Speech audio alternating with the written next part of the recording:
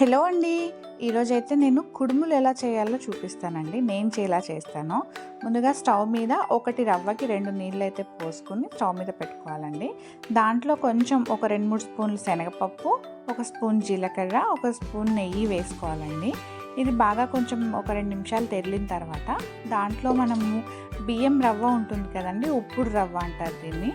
ఎలా చేస్తారంటే బియ్యం కడిగి ఎండకు పోసేసి దాన్ని రవ్వలాగా చేయాలండి. అప్పుడు దాన్ని ఉప్పుడు రవ్వ అంటారు. అది నీళ్ళల్లో పోసేసి మూత పెట్టేయాలండి. జస్ట్ ఒక 10 మినిట్స్ సిమ్లో పెట్టేసి మూత పెట్టేస్తే ఇదిగోండి నేను చూపించిన విధంగా తయారవుతుందన్నమాట. ఇప్పుడు దీన్ని వేడి మీదనే గిన్నెలోకి తీసుకోవాలండి. మరీ చల్లగైనాకైతే ఉండ చుట్టడానికి రాదు. అందుకని చెప్పేసి ఇదిగోండి ఇలా గిన్నెలో వేసుకుని దాన్ని మనం చేతికి ఏమీ రాసుకోని అవసరం లేదండి. జస్ట్ ఒక ఫింగర్తో అట్లా వాటర్ తడి చేసుకుంటే చేసుకోవచ్చు, లేదంటే లేదు. నేనైతే ఏం చేసుకోలేదండి, వేడి మీదే అట్లాగే చేస్తూ ఉన్నాను.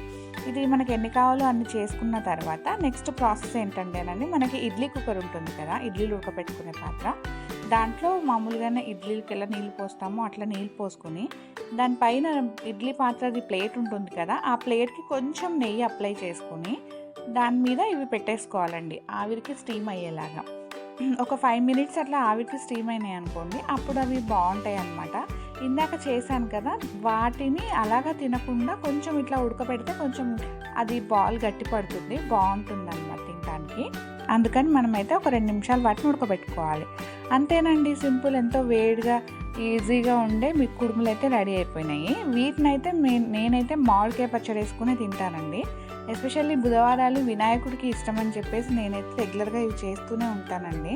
లాంగ్ బ్యాక్ అయితే నాకు అసలు కుడుములు తెలియదు, మొన్న చెప్పాను కదా, కానీ ఇప్పుడు ఈ కుడుములను అయితే చాలా ఇష్టంగా తింటాను.